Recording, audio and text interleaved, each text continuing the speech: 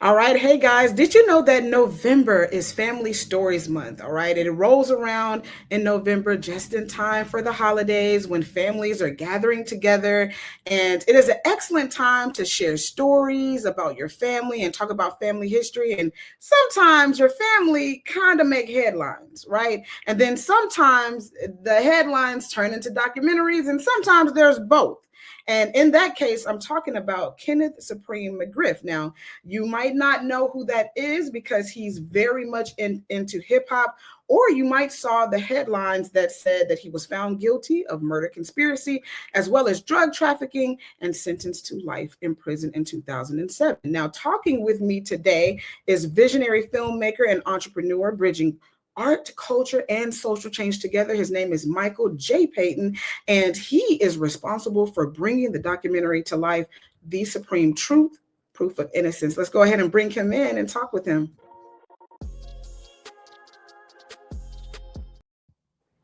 Hey, Michael.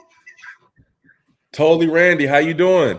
I am doing great. Now, look, this is so wild that I'm interviewing you about this amazing documentary. We're going to jump into that documentary. But Yeah, before we do, I met you through the Onyx Impact. I guess that's the yeah. social change part of your amazing title. But talk to us a little bit about what you do for the audience who don't know you yet. Oh Lord, what do I not? What don't I do? Well, thank you for having me on. First and foremost, it's an honor. I've been following you for a while and love everything that you're doing and the platform that you have created. Um, I, like you said, filmmaker, entrepreneur. It's really hard to put what I do into words or into a category because really, I am just someone who tries to use whatever skills, whatever gifts that God has given me to try to move the culture and try to move the conversation forward.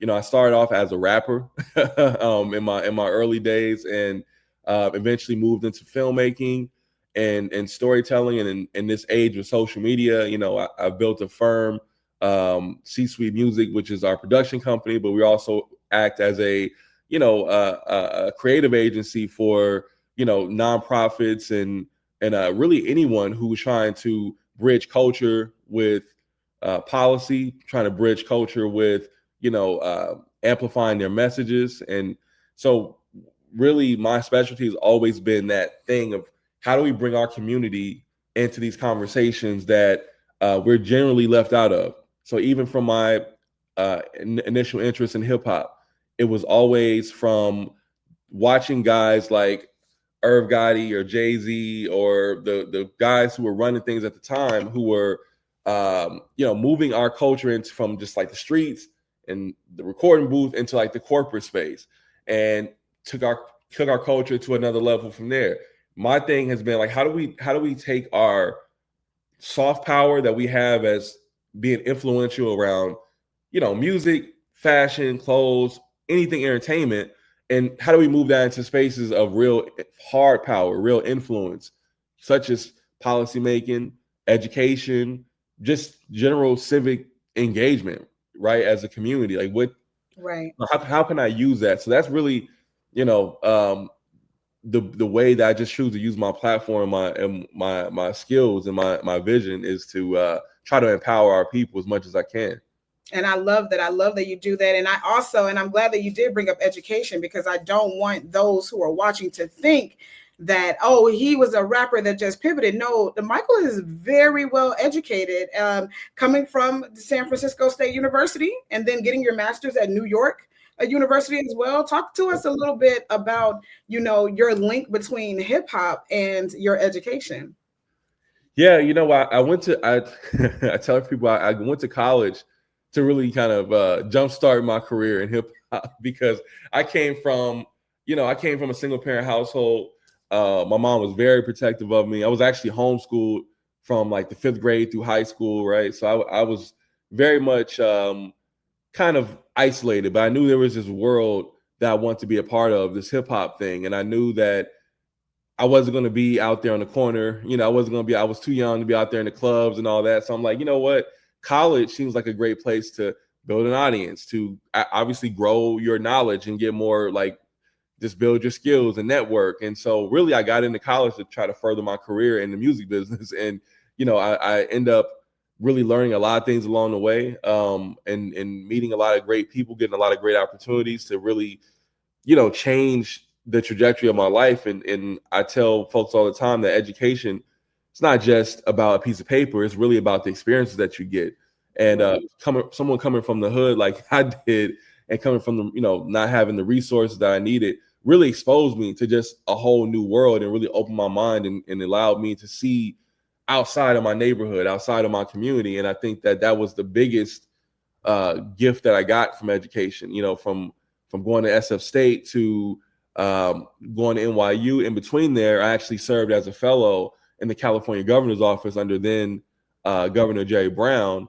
And I received a certificate in applied policy and government from Sacramento State University. So after college, after NYU, I got a certificate from Harvard for entrepreneurship. So I've always believed in just like continuing your education, whether it's through an institution or just through having conversation with folks. But I think education is really important. I really wish that we get into a place where we start thinking more practically about education now, because while there's a lot of things I definitely appreciate about my college education, I realize that a lot of my friends, my colleagues, my fellow classmates, sometimes, I don't know if we got the most fair shot coming out of college, right? Because not all of us were going to be entrepreneurs like myself, right? Some of us went right into the workforce and found that, oh, wait, this what I studied, this ain't preparing me for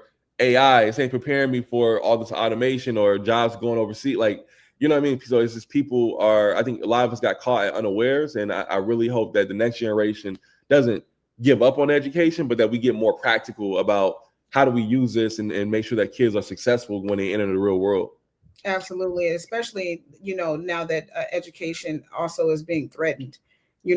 I like that you really said that, and that's one of the things that I did. Hip hop turned 50 in 2023, and one of the things that I did was, I was asking the question, what does hip hop look like now?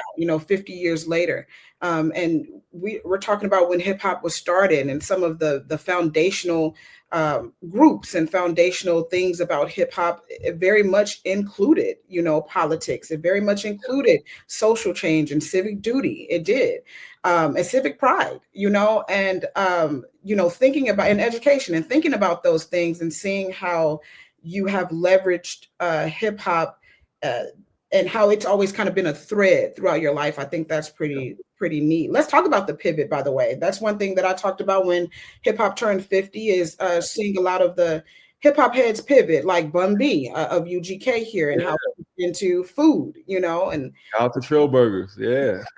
you see, I think it's Ring the Bells. I think that's definitely wrong, but LL Cool J, what he's doing. Yeah. Mm-hmm. Yeah. That thing. And then, you think about Jay-Z, obviously, all of the things that he's done, he's pivoted from champagne to, to the weed, basically, Yeah, for he's sure. pivoted every single step of the way. And I think that our hip hop heads don't get a lot of credit the way that we used to tell people all the time. Madonna reinvents herself and she's so amazing. Hip hop reinvents itself as well. They pivot. Yeah. And so let's talk about your pivot, pivot to filmmaking. First of all, I don't think it's your first, but like to do the Murder Inc. I did not know that you were behind the Murder Inc. doc. So talk to me a little bit about that.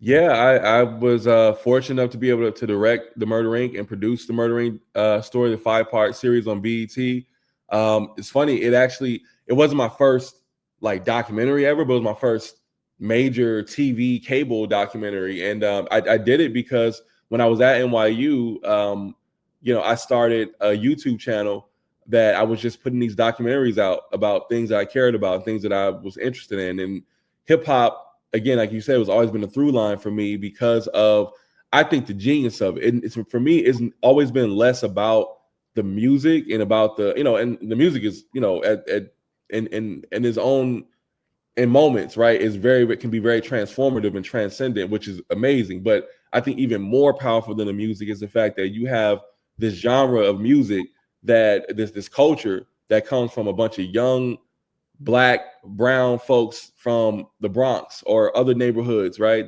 were overlooked, and they went from that to building a multi-billion dollar ecosystem.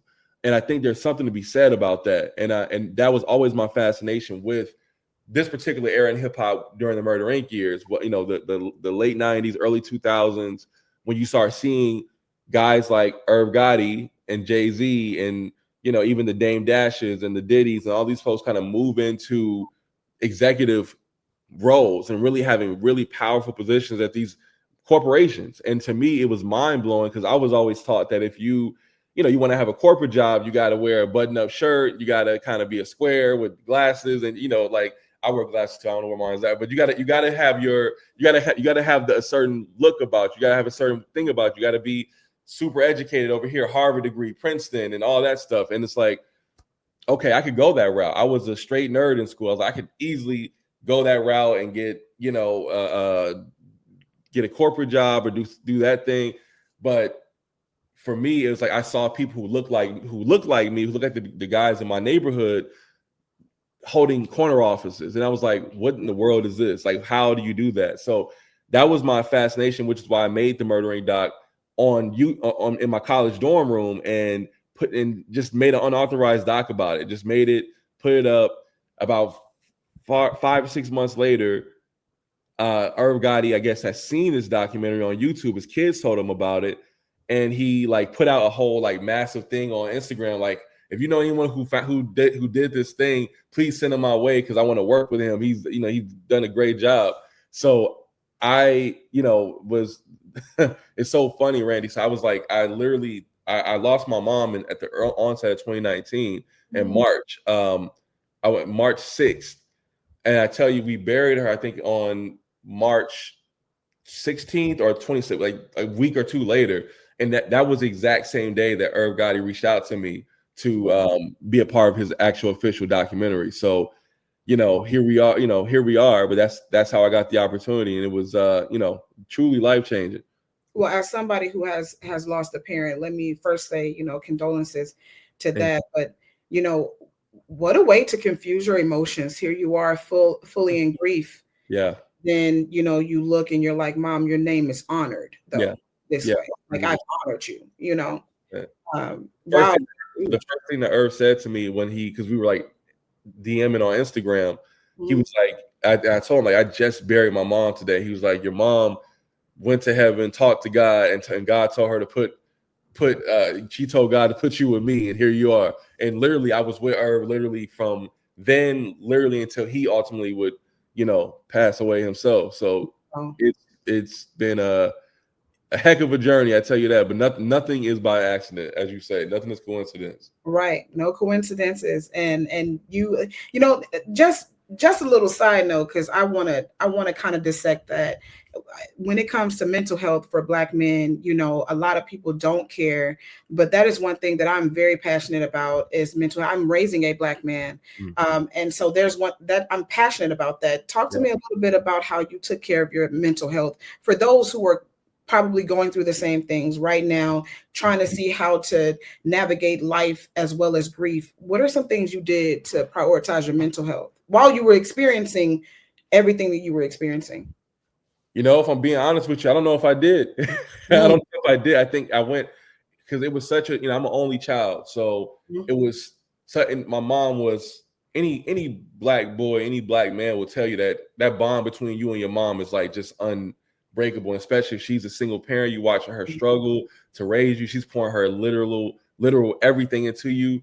And when, your number one thing is, I want to protect my mom. I want to protect my mom. I gotta get my mom. Everything I was doing was for her. I want to get her out the hood. I want to I want to do all these things for her and be successful and do this and do that.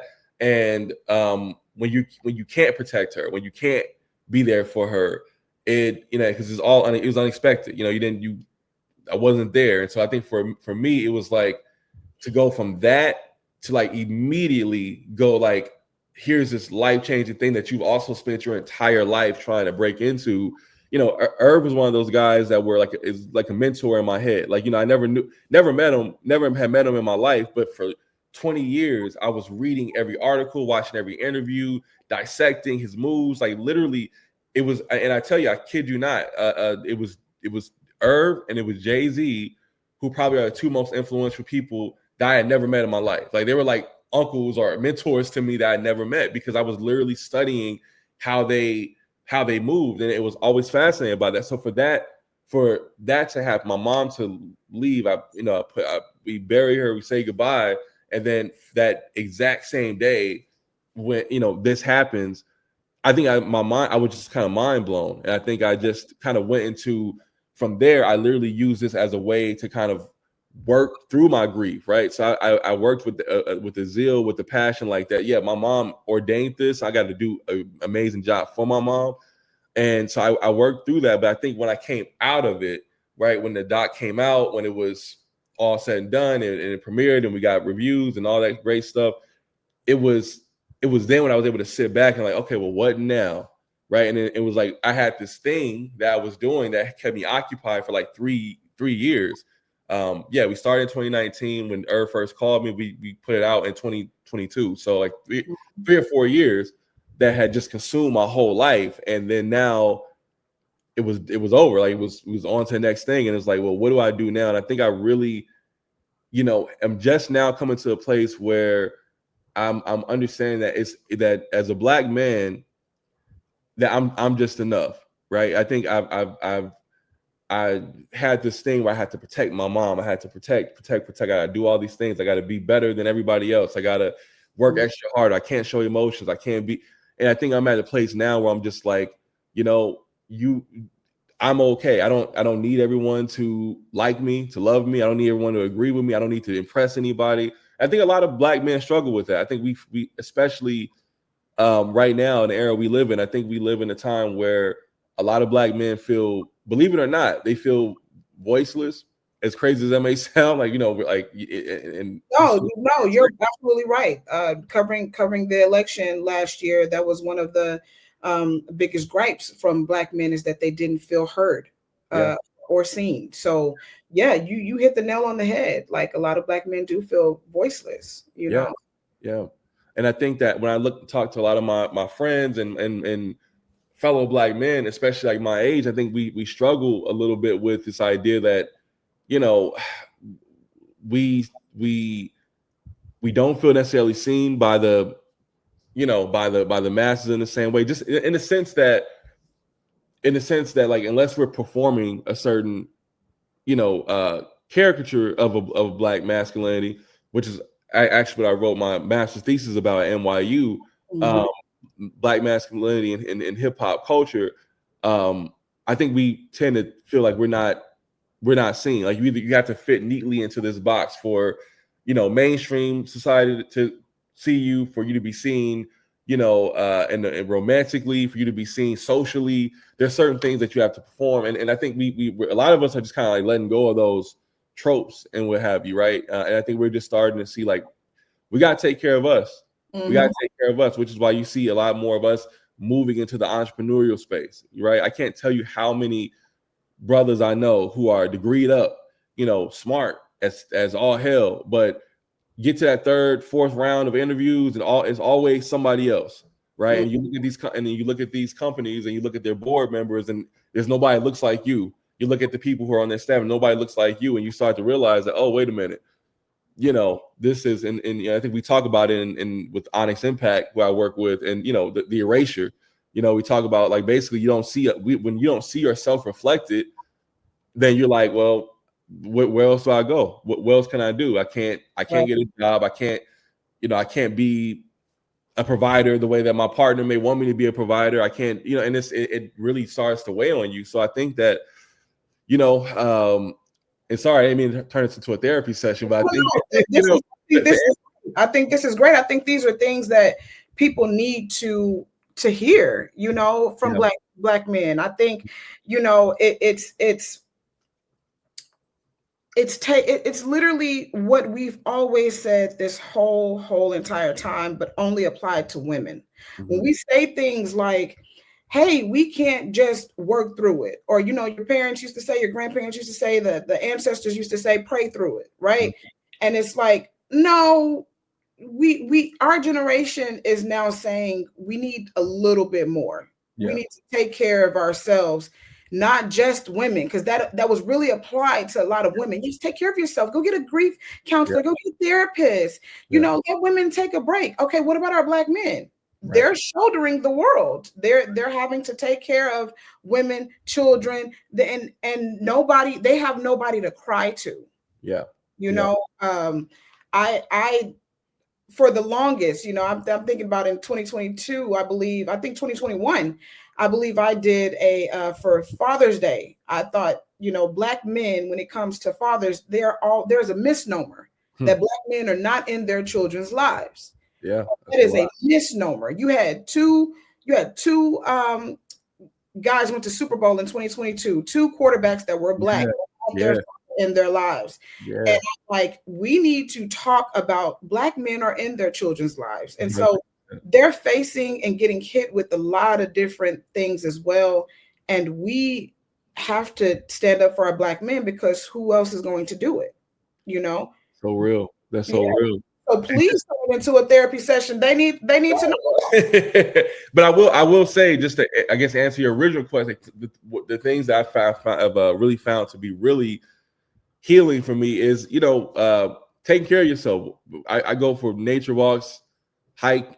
I'm in the gym. I'm constantly. Like that. It's a place of peace for me. And I live out here in LA, so we have a thousand beautiful trails, and Right. go to the beach and ride, like really, I try to encourage more Black men to get out into nature. I think so many of us, especially if you come from neighborhoods like I come from, we're confined to like our blocks, or we're Mhm. confined to like these or increasingly a lot of Black men and men in general are just glued to our video games, glued to the TV or social media, and I really encourage everybody, really not just Black men, but especially Black men, to get out into nature, get out, and I love it. Out here in LA, we have a beautiful Black community. You go to the Culver City stairs, and you're you walking up the stairs, you see another Black man, y'all just kind of nod at each other. It's like it's an unspoken thing. Like, yeah, I know, like we normally don't do this, but we here. You know what I mean? It's a really beautiful thing, and it's very healing. It's very and that's one of the reasons I moved to LA. Was because of just the sunshine and the palm trees, and just it feels like everything's gonna be okay. You can be having the worst day ever, but you step outside, you drive down Sunset Boulevard, you go down, you just feel like, okay, everything's gonna be all right. God is good, nature is beautiful. Like, Especially for a creative, right? Like you. yeah, Like, I always yeah. think, especially for a creative, because there's so much talent and creativity in LA. Mm-hmm. So Mm-hmm. you're kind of in your environment. And it's okay. Like, that's another thing too about mental. I think this is one of the best things I could have ever done for my mental health, because I'm originally from the Bay. I lived in New York for school. Then when my mom passed away, I ended up moving here. Actually ended up coming right here after I graduated, and actually moved in with Irv for a while. He opened his door and let me Oh wow. stay. Yeah, and which was such a beautiful thing. But I was like, yeah, I'm definitely moving here. And I, eventually got my own spot and all that. But like, part of that was because it's important to be in a space. And I'll tell this to anybody listening: like, it's important to be in a space where you are not tolerated, but you are celebrated. Where you're not, this is a big thing about HBCUs, right?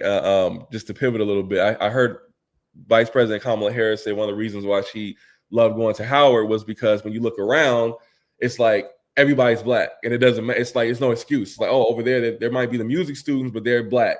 The economic students over here, but they're Black. Blah blah blah. Right? And so the same thing, like when you're a creative and when you are someone who has all these ideas, it's really hard to be in a space where that's not really celebrated or welcome. Right? You have to put yourself in a place where in here in LA, and I'm sure, I mean, Houston is growing incredibly out there, right? Like it's when you're in a place where everyone is trying to get it. It's one way or another, whether this person's a writer, whether this person's a rapper, whether this person's trying to be a model, or this person's trying to be in sports, or whatever the case may be. Everyone is got a goal, and you're not the odd person out, and I think it's important for people, as we talk about Black men's mental health, like, put yourself in spaces where you feel like you can be heard, where you feel like you can be seen, and it's fine. Like, listen, as a man, I feel like you do have to be able to go out there and brave the wilderness. You have to be able to have that tough skin and go out there and be like, all right, I'm gonna go into terrain that I don't know, but you should be able to come home, whether that's your friend, your friends, your family, your significant other. You should be able to come home and be like, I'm just able to be me, and I don't have to put on this mask for everyone else. And I think that's what we need as Black men, in general right now. I love that. I love that. Let's talk a little bit about Irv. That documentary that you did. Now you got a chance to interview. I didn't know you lived with. You lived with one of the ones that you looked up to, but you also got a chance to interview someone that you learned a lot from and got a scholarship through his foundation. Talk about interviewing Jay-Z, because he is the most sought after interview. And Jay does not, when you talk about media, you talk about who he interviews with, and just that family, just that Carter Knowles family in general, they are very much strategic, almost surgical with how their image is put out. And obviously for great reasons, right? Yeah. But talk to us a little bit about, interviewing him. Oh, it was a, again, full circle moment. It was a dream come true. We talked offline. You said that's your retirement interview, and I honestly, I honestly feel the same. After I interviewed Jay, I'm not saying I have been impressed by anybody. I've interviewed some very impressive folks, right? And it's amazing. But I really feel like, oh, I've done it all. Like, I'm cool. Like, what I mean, as a rapper, right? Like, as a former, I'm always a rapper in my head, right? So imagine being a rapper and your first album has Irv Gotti, Jay-Z, Nas, all these Ja Rule, like all these major, like, this documentary was my first album, and I got like, come on, man, like I'm hitters. You got the goats, like, you can't tell me nothing anymore. So, but no, just that alone, I mean, mind blowing.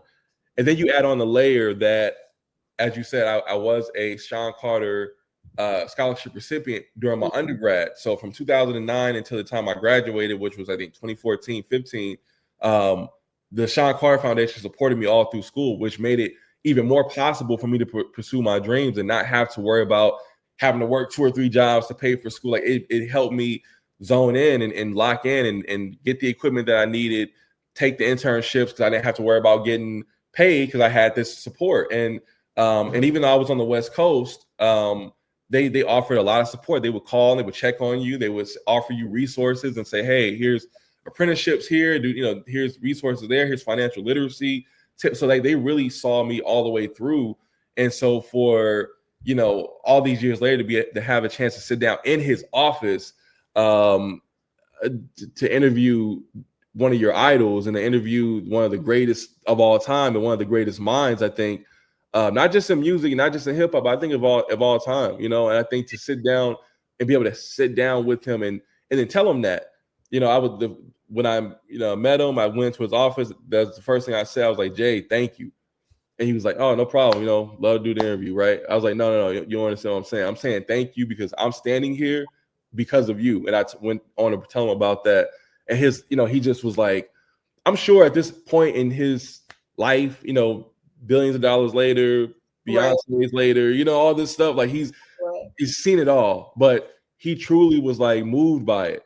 And he just kept saying, man, that's crazy. Like, look at life, man. Look how crazy life is. Like, he's like, wow. He just like looked at me, and I sat down, interviewed him. When I tell you, it was one of the best interviews I've ever done. I was so, I don't want to say shocked, but I definitely was, like you said, he's very guarded, but I was really impressed by the candor. Like, I was actually like, yo, Jay, you saying too much. Like, you chill. We need some of this on the floor. Like, like we can't use all this. But I was, we were sitting down, like just having a conversation. It didn't even feel like an interview. It wasn't like, so tell me about, it was like we were having a conversation. And just for me, for that, that alone, like, you could have bottled that up, that 45 minutes, that hour, however long we sat down. You could have bottled that up, and you could just sell that to me, and I'm good. I'll live off of that for the rest of my life. Right. I mean, But after that, brain. after the interview, he gets like, we finish the interview. All right, thank you. Whatever, we wrap up. He gets up immediately, pulls out his phone, and he FaceTimes his mom, Gloria, Dr. Carter, and puts me on FaceTime with his mom and tells his mom my story, and like, because his mom is the co-founder of this foundation. So, he's like, "Mom's one of your kids," like, and we sitting there. When I tell you, all three of us were like fighting back tears. To the point, Jay was like, "I gotta go, Mom. I'm about to cry. Like, hang up." Like, my soul would have left my body. When I tell you, like, so if you go on my Instagram, you'll see, like, I think there's a picture of us, like, when I'm on the phone, but there's a picture afterwards where we snap a picture together, and I'm just like, I'm on cloud nine, because again, it's not so much about, like, I'm a big proponent. Like, I don't worship people or celebrities or anything like that. I admire people's story. I admire the impossibility, and I think what Jay, what Irv, what all these folks represent, what these moments represent in our lives, are that little boy who was reading through Vibe magazine and, like, trying to figure out how to get in this business, who was calling Rockefeller's offices using 411, on a little corded phone, calling 411, trying to, like, can I talk to Jay-Z? I want him to listen to my music, like, at 12 years old, right? So to go from that to, like, sitting in his office, having a conversation with him, and just picking up the aura, picking up the vibe, seeing how people around him move, seeing how, oh, okay, he got things set up like this. Okay. And just that alone is enough to give you a life forever. But to actually get connected with his mom, he asked for my contact information, gave it to his mom. And, I've been working with the foundation and been doing work with them, but not just but Rock Nation. They're like family to me now. And for like the last 5 years, we've been working. I've been working from everyone from their athletes like Jazz Chisholm, from the Yankees, to Meg Thee Stallion. We just did a project with Meg Thee Stallion, and we're doing, it's incredible, but it all came from that moment. And it's those things that I think we have to really appreciate, because, like, always remember being that little boy, that little girl, that was dreaming about this thing, and to know that it's possible. It's better than any drug or anything you could ever imagine. Right. Not that I've tried every drug, but I'm saying, from what I've heard. Yes. And I love that you mentioned that, because one thing that I'm picking up from it, right? And this is why I love to amplify people's stories, right? Or just to literally get you to tell me your story, is because what I'm picking up from it is, yes, all of those things, but you did the work, Michael. You did the work. And that, that is I'm having so much FOMO right now from not interviewing Jay-Z, because, like, everybody know, if you know me, if you've been following TotallyRandie, you know that that's my retirement interview. And so we don't want you to retire yet, so I think we kind of holding off. Right. Hold off for it. But Jay-Z, like you said, is a brilliant brain. And from some of the things, the interviews that I've seen, and even people that talk to him, right, the public always say that he's so pompous, he's so arrogant. But everybody that I've talked to or that I've watched, talk about him, there's a huge level of humility right there, and respect for work ethic. And I know that, number one, because even the woman he's married to, that work ethic is huge, in her family and in her period. And so when I think about what you said, Michael, you've done the work.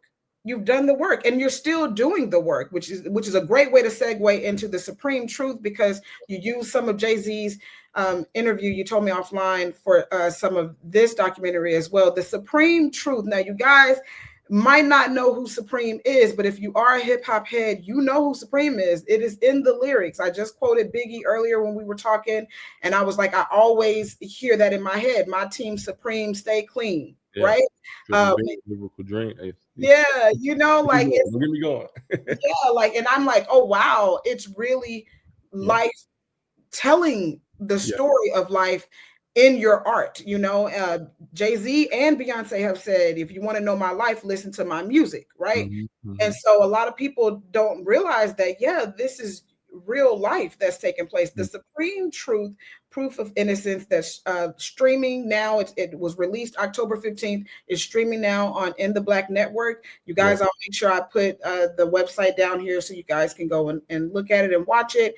I am also going to watch it. I've been running rampant, but I said when I get ready to head off to Florida, I'm going to watch it, take some time to watch it. Talk to me a little bit about how this came about, Yeah. and, you know, any challenges you face making it. Yeah, so for me, it goes back to my fascination with hip hop and the evolution of it, right?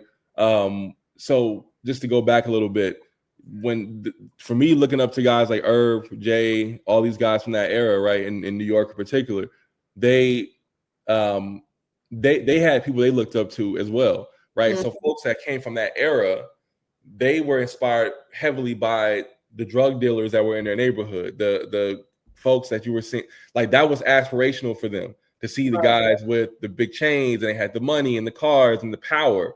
And that's what influenced a lot of these guys. It informed their music. That's why you hear Nas, Biggie, um, everyone talk about Supreme, because Fat Cat, Pappy Mason, all these guys, they came from. And those of y'all who are familiar with like the American Gangster series on BET, I would encourage you to go watch it, because you learn a lot about these guys. Bumpy Johnson, and those who watched The Godfather of Harlem and all that, like the Frank Lucas. I can go on and on and on, right? For these were the idols of these folks growing up, because that's all they had to look to, right? That's really what was celebrated. That was where the power came from in their eyes, right? Imagine being a young kid, 12, 13 years old, and you're looking at BET, and the guys with the power, presumably, you're right, at least outward facing, the money, the girls, all that stuff.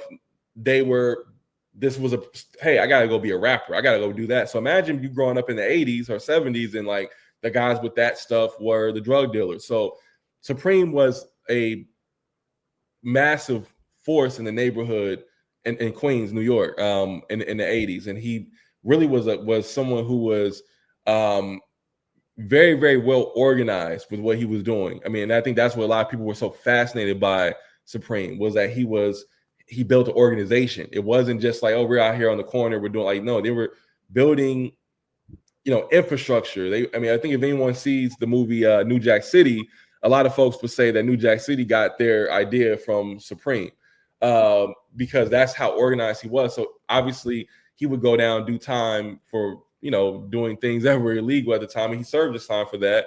But when he got out, of course, he was embraced by a lot of folks in the hip hop community, like Irv Gotti, Jay-Z, Ja Rule, because they seen he wanted to turn his life around. He was someone that they kind of admired and looked to as like a real OG, and like someone who had really, put in work, but also seen that he can take that power and now move it into other spaces. So Right. he actually ended up becoming really, really close with Irv Gotti when Irv was on his ascension, just because he was fascinated by Irv's, almost in the same way that Irv found me, the way that Supreme found Irv. He was like, Irv was directing the music video for a early young Ja Rule. And he was like, if you can do that, can you make my movie?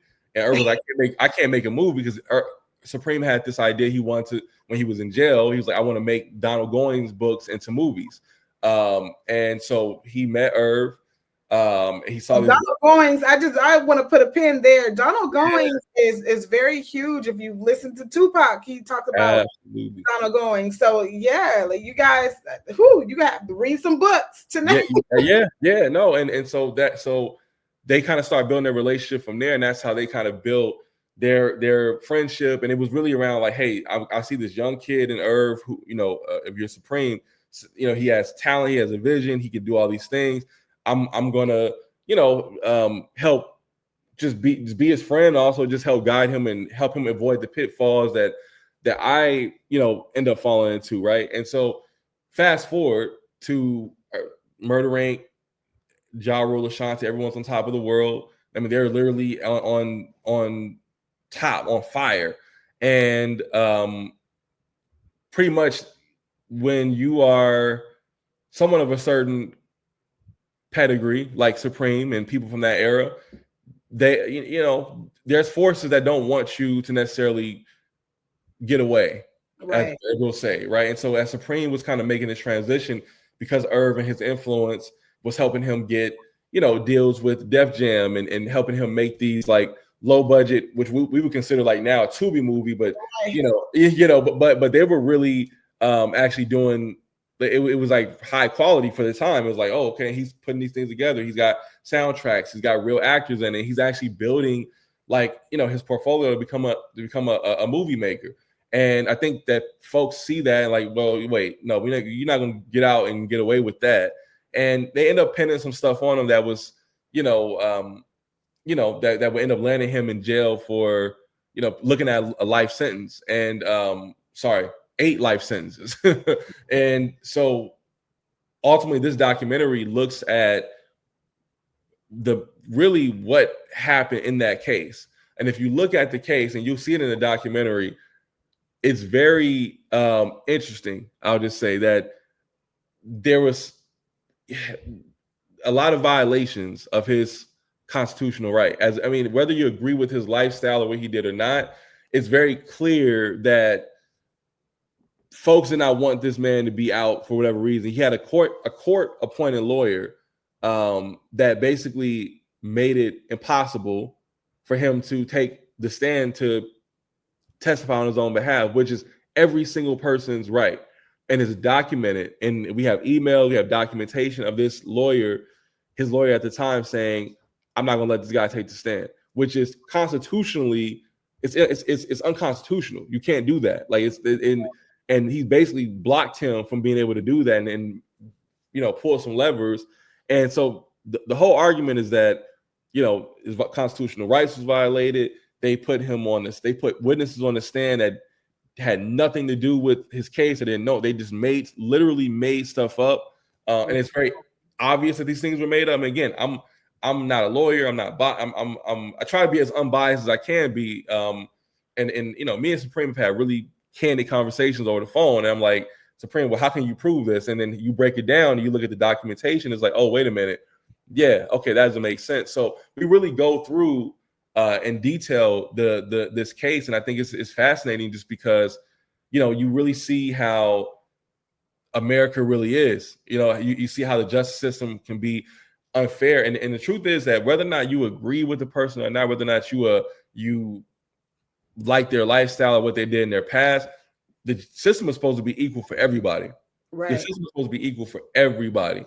But you see in particular that this is a case where people don't want you to kind of make it out of a certain space, and it's even implicated in the fact that Murder Inc. and Irv Gotti and his brother ended up going on trial because of this case with Supreme. They were trying to pin things on Supreme, so they said we're gonna get these two brothers to talk, and so they basically took everything away from Irv and his brother by putting their whole record label on trial. The federal government did, saying that they were laundering money for Supreme, which was crazy because it's documented that Def Jam gave them the money to start their record label. But you just see all these machinations that that folks go through to kind of keep us in our proverbial place. And I think it's just a fascinating story. I think it's a natural extension. If you're fascinated or interested in hip hop, if you're interested in justice, if you're interested in America, it's a microcosm into how things work here, especially our justice system. So that's what drew me to this project. I love it. I definitely say if you're interested in the history of hip hop, this is part of hip hop history.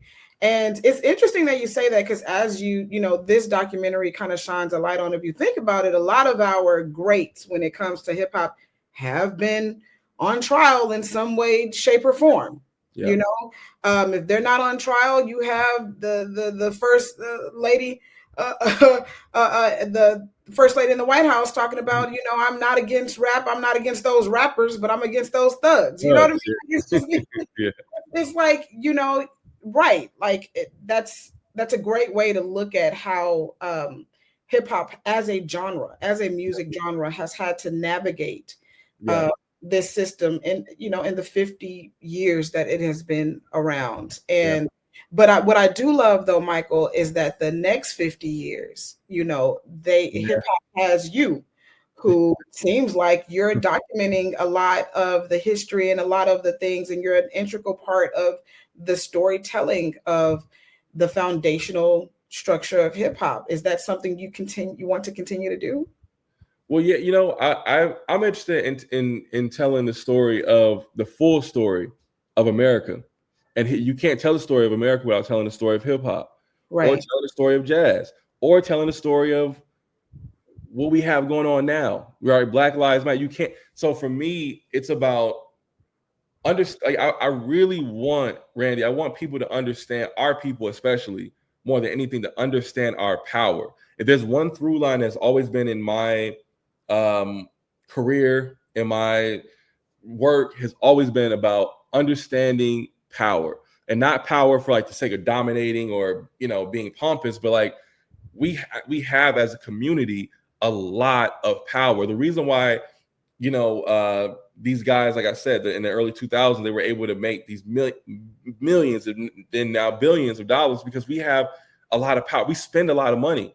Our community spends trillions. I mean, my God, look what just happened with Target. Target is on the ropes. Like, and I love Target. I was a frequent Target shopper and all that stuff. But like, look at the power when we say we're gonna hold our dollars. Look at the power when we say we're gonna show up to the polls. Look at our power when we say we're gonna support a brand or what. Like, I want us to really understand that we have a tremendous amount of power, and some of it is just, it feels like soft power because like, oh, this trendy new thing that can absolutely turn into hard power. That can absolutely turn into Barack Obama. That can absolutely turn into I mean, I know a lot of folks are feeling a way about what the results in New York, and I'm someone who is kind of critical of the whole socialist label. But at the end of the day, you can't deny the power of the people, and a lot of those folks are Black and brown people who voted for the gentleman in there up there, right? And I think that it just speaks to the power that we have as a people. So what I want us to understand with hip hop, because hip hop could go, who know? I mean, if you look at hip hop today, Randy, 20 years ago, is damn unrecognizable. Like, some of the stuff I don't even. Maybe I'm just getting I old. asked a question. I said, how do we go from F the police to, I'm not going to put their names out there because I might be talking to them. Like, Hey, some of the we hear today, right? Like, how do we go from a political statement? F the police it wasn't just a derogatory lyrics that, had kids walking around screaming. It was a political statement. It was hey, they're doing things to us in our communities here. And if we don't catch it now, they're gonna take a lot of us out, which is what they did, right? So how do we go from a political statement and leveraging our voice in that way and our music in that way to some of the stuff we're listening to now? I do ask that question all the time. Yeah, and that's the thing, because what happens is we get co-opted and we get distracted by the money, by fame, by all that stuff, and it gets watered down. But for me, that's why for me it's moving beyond just the music or the genre. It's really about the spirit. It's really about that mentality of hip hop, the audacity that, yeah, we're from this neighborhood, or yeah, we might not be. We might not be able to sing like Mariah Carey or Whitney, but we got something to say, and we're gonna be disruptive. And I think that whole disruptive mentality is what we need to continue to understand, that we have that power in, right? So I mean, I want us to pay attention to not just talking about it, because the music is one thing. You can say all these things in music, but like, we have to build institutions, and that's why I'm so fascinated by what Jay-Z is doing, even outside of just what he's done in the business space. I don't think we talk enough about what he does philanthropically. I don't think we talk enough about what he does civically with building Team Rock. And Team Rock is going out into communities, helping folks beat their cases, helping folks, fight against unjust laws. Like literally, they send lawyers to small towns to fight against an unjust thing that happened out there. They have the Shawn Carter Foundation, and they're not just like giving kids scholarships and here's a check, tax write-off. No, they're like right now they're on their way to, and I don't know when this is going to air, but like they're going to go out to Philly this week, and they have this thing called SIFL. It's basically a financial literacy program where they're going into communities and they're teaching not just students but also like their parents about financial literacy. They don't have like that, and these are like it's not like Jay-Z is there like holding people's hand. Like he has an entire team and institutions that are doing, but we don't talk about that at all. We talk about the beefs or the scandals or this or that, but like we don't talk about the fact that you have folks building institutions. So he was in the news heavy, when it was surrounding beefs with the Barbie and other people. News heavy on that, but not like you said about his financial literacy, which is so interesting. I literally told I like to talk to financial advocates and things like that, financial advisors, financial planners, when it comes to the end of the year, because everybody wants to start their year off right. For a lot of people, their fiscal year starts in January, right? They're not a business, they're just a regular household. And one of the things that I am preparing for my questions is that we know that, yes, let's talk to the people that have the 401ks, the Roths, and all of that. That's great. I'm glad that you can prepare them for their financial planning, but talk to some of these people that is living paycheck to paycheck. Help these people, set a budget. Even if you only have $1 left over from your paycheck, help these people learn and to cut and shave fat, because everything is getting so expensive and that gap is widening. So the fact that you're bringing this up, Michael, is very, right on time.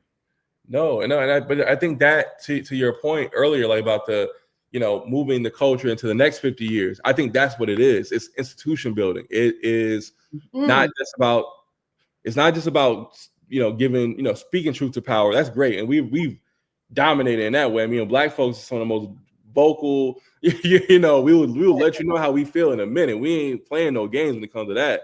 But we got to get into these institutions. We do. And we got to build institutions, reform existing institutions, rethink how should we have this institution? Should we have that? Like, we need to really do that. And that, for me, that is the natural next evolution for me. Like, I honestly, Rand, like you said earlier about how Jay-Z is a retirement interview.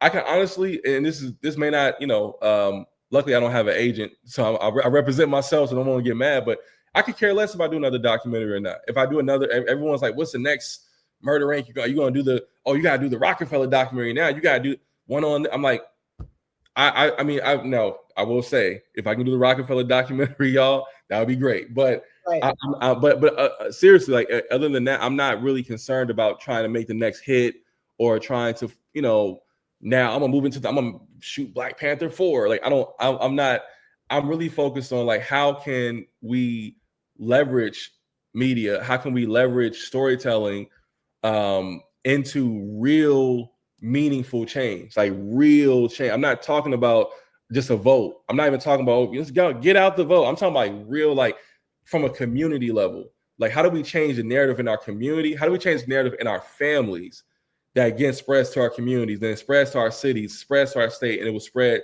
to the country? That's what I'm focused on going forward. And we can talk about my next project that I'm currently doing with Black Press USA. That's the perfect way. I was literally going to segue and say this is the perfect segue to talk about what you're doing. But before I ask you that, I do want to put a highlight on that, because that is a headline, Michael, that the next 50 years in hip hop looks like our community building institutions. Yeah. I think that is so huge. Everybody talks about ownership, building structures though in our community. And I'll say this, Rand, I don't want to go on I can go on a tirade about this all day, but it's, I work I consult for Onyx Impact, who just put out the blackout report, and you're seeing all the erasure, the data that's been scaled back. You're seeing it 300,000 plus, probably more by now, Black women have lost their jobs since the start of this administration. And how many black men are not even in the work, who's not even looking for work and just like gave up on it? How many folks are they're peeling back grants and opportunities for entrepreneurs to build businesses? And I say all that to say this is we can be upset, and we should be alarmed. We should absolutely be on fire, and I think we are. But I tried to tell folks this back when the George Floyd moment happened, and we were seeing a lot of these corporations, the Targets, the whatever, the Coca-Colas, what have you, were, you know, oh, Black Lives Matter, and you know, all of a sudden you see an influx of people of color because they have now built these diversity things. And I always tell if I say, you know, when they get under hot water, the first things that's going to go are those diversity things, are going to be.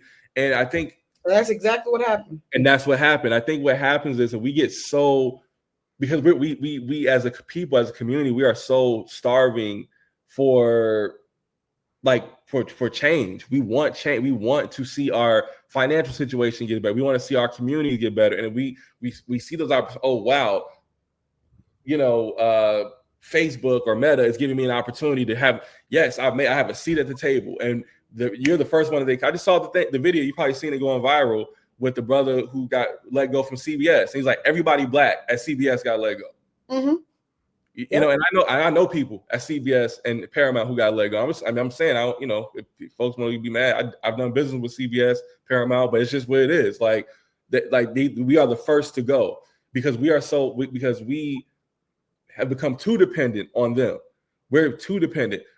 We're our media with this blackout report. You know, I don't see the blackout report from Onyx Impact. I don't see that splash over the New York Times. I don't see it splash over, and I'm not trying to call out these people but it's just where it is, mm-hmm. Which is why we need to support Black media, why we need to support Black business, why we need to support HBCUs.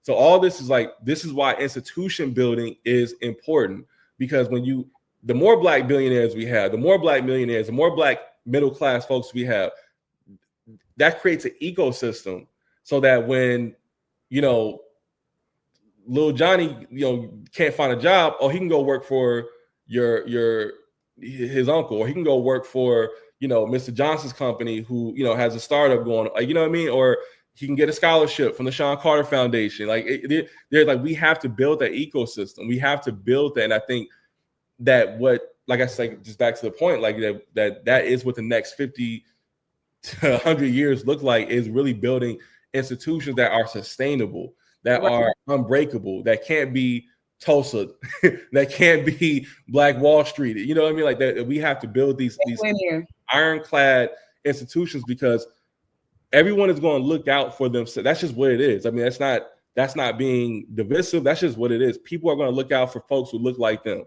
Right. You know, and so we have to look out for folks that look like us. And I hope that that's where our mind is on as we go into the next, the next generation. Right. And how are you doing that? You know, what are some things that you're doing? I know you talked about the partnerships. So super excited. The Onyx Impact is doing great work. Love the partnership that they have going with the Black press. You guys probably have seen that. I've talked about it a couple of times. I also talked about the Blackout Report, you know, and even the cohort that they have with the Black press. Absolutely love what the Onyx Impact is doing. You're working with them as well. And how is that aligning with, you know, your vision right now for what you have going on for yourself?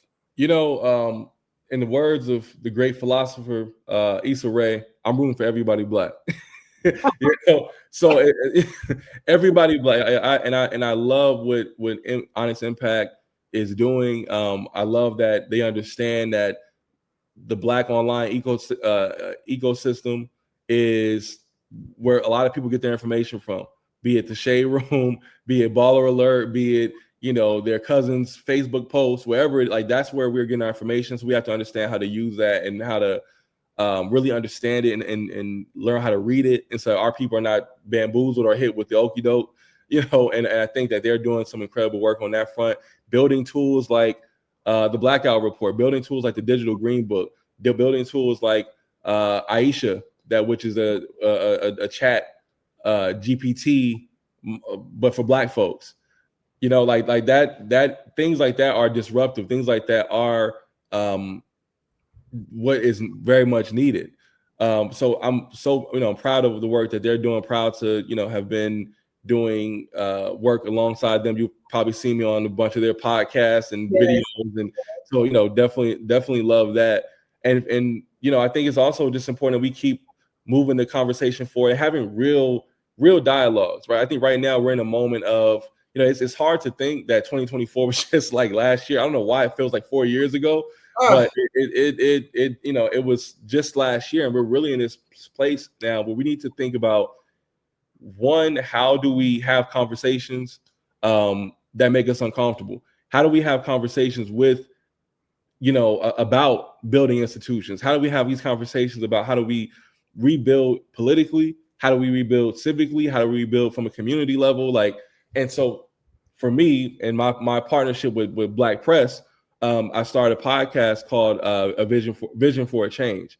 Me being a director, a creative, is like, I'm all about the vision. And I really truly believe that you cannot move this country forward. You can't move the conversation forward without having a vision. You can hold up signs all you want and say this is wrong, but what is the vision for it? So what we're doing is we're going really across the country is the goal, to talk to visionary leaders and to talk to community folks and talk to like whomever will talk to us. Honestly, I'm not being specific. We're like, whoever you want to get on camera and talk to us about your vision for this country, your city, your state, your community, talk to us. And so we are just hearing people's ideas and hearing like what our folks want. We're starting, I believe charity starts at home.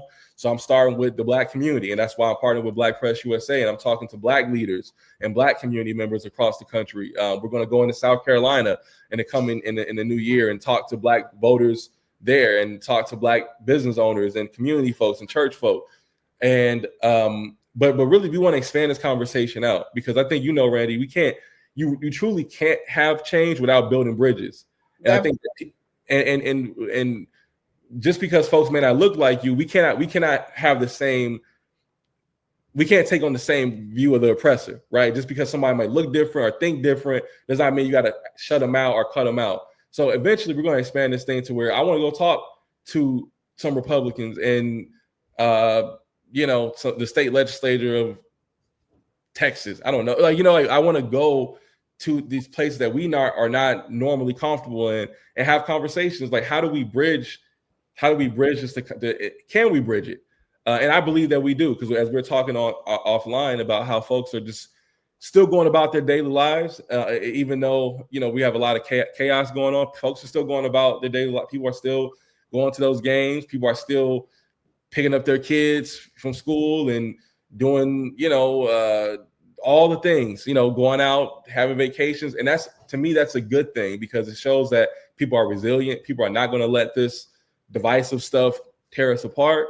So I want to talk to people. I want to talk to people and like, hey, what is it that you want? Do the politicians got it right? Do the media have it right? What is it that you as Americans want? But I think, again, we start with the Black community and we start with our folks and having these conversations. I've so far spoken to former Mayor Michael Tubbs, who is now running for Lieutenant Governor of California. He was when he was elected mayor of Stockton, California. He was the youngest mayor ever elected in his city, one of the youngest mayors ever elected mayor of a major U.S. city. Now we have Mondami in New York, but he was Black and he was disruptive, all that. I just interviewed District Attorney Brooke Jenkins in San Francisco. She's the second Black woman after Kamala Harris to ever hold that seat in San Francisco. And she's doing some really disruptive things in that space and that seat, and carrying that burden of being a Black and Latino woman in that particular role of law enforcement. So we had a really candid conversation that will be dropping in the next foreseeable future very soon. So we're really just trying to build these conversations. And again, nationwide, I had a conversation with South Carolina State Representative Hamilton Grant, who is a young Black brother who is got a background in business, but has transcended that. Now is in the state legislature in South Carolina, doing some really innovative things and being disruptive there. So again, just trying to tell these stories in a different way. And to me, that is still hip hop. That's still hip hop. Like the fact that these folks who should never be in these spaces historically are in those spaces and like, nah, I'm gonna be here and I'm gonna be me and I'm gonna make change for my community and I'm gonna bring back resources for our community and you're gonna like it or you're not. But we here. That's the next iteration of hip hop. To me, that's doper than a hit record. That's doper than a dope beat. That's you're using that same mentality, that same mantra to move into a space that's really going to make change, not just for our people, but for everybody, for the world. And that's where I think we need to be. I love that. I didn't want you. I wanted you to stay on that soapbox, so I didn't want to interrupt you. But I tell people all the time that if you go and look at our history, nothing has been done without an ally. No. People like to they like to have that narrative. Oh, every movie where there's always a white savior. Mm-hmm. Well, they're called abolitionists for a reason. Mm-hmm. in our past, and they're still around. We weren't out there doing no kings marches. Mm-hmm. You didn't really see us out there. Who are those people? Mm-hmm. Why are they out there? What are they fighting for? They could really just relish in their privilege, right? Mm-hmm. And we know that things that affect us also do affect other people. Like, prime example, I saw a tweet and I said I couldn't have said it better myself when it came to the government shutdown about SNAP, that if SNAP only benefited Black people like media and these AI videos are trying to say, it would not exist. Not at all. Not exist. That's a handout. Mm-hmm. We are a resilient people. We resilience emerged from us when we're put backed into a corner. Mm-hmm. We don't receive handouts like that. All of the handouts that have been, like you said, you name the neighborhoods that were burned, flooded. You know what I mean? Our people, our activists who were killed, murdered. If it only benefited us, it would not exist. They're trying to get rid of, the Voting Rights Act, Section 2. So it's like, I'm exactly right here with you. Love the work that you're doing with the Black Press. I don't even have to ask where could people find that podcast, because you guys know to find it. Black Press USA TV on YouTube. That's where the podcast is going to be. Of course, Michael shares it from his personal social media, which you can give them to now, where they can follow you. Yeah, just Michael Jordan Payton, all one word, very long, but the only handle I can give, Michael MICHAEL Jordan, JORDAN, Payton, PAYTON. And what a name, right? What a name your mom gave you. Because listen, you are living up to the GOAT yourself, right? I can't ball like him, but I can, I can think at that level. Right, that's all that matters. Look, yep. And you can find people to ball like him too, right? Exactly. I could talk to this man literally all day, you guys. So great to get connected with you. Thank you for talking about the Supreme Truth, which you have streaming right now in the Black Network. You guys, make sure you guys go and watch it. It's just an hour. I am going to go watch it this weekend, and I cannot wait to do a TikTok. I'm gonna do a TikTok on it. So if you guys head on over to TikTok, it'll be on Black Press USA. Make sure you're following as well, okay? And thank you for talking with me, Michael. I appreciate it. We got to do a part 2. I was gonna say we gotta come back for a part 2, because this is, I think we can go deep on some of these topics. But no, it's been a pleasure and an honor. Like I said, keep doing what you're doing. I know you're inspiring so many folks, and your content is just always so entertaining, engaging, and informative, which I think we need. And you're very much exemplar of like the kind of creator and the kind of platform, the way you're supposed to use your platform. And I really appreciate and admire it. I appreciate that. That touched me deep, because I really try. Okay. You do. You're doing it. You're doing it. Well, you guys, I really appreciate y'all watching. Make sure you're following me next time so that you can see who I am talking to. I am TotallyRandie, and we are out.